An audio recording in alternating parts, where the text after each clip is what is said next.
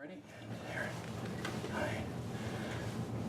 What's more remarkable about this little guy is not this little guy, but the one behind me here, or on the side, is George. And George would normally be lashing out at the cage at the side, and right now seems content just to watch me from afar, which is a good sign. But this is lovely, and we'll see if we can just touch him with the glove without the brush too. The eyes are still big, but not as big as they were before.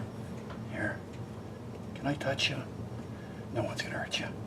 Yeah, good kitty. That's okay. Okay. I'm gonna move my hand away now, okay?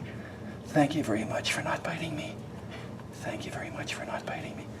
You're a good kitty, okay? See you, buddy.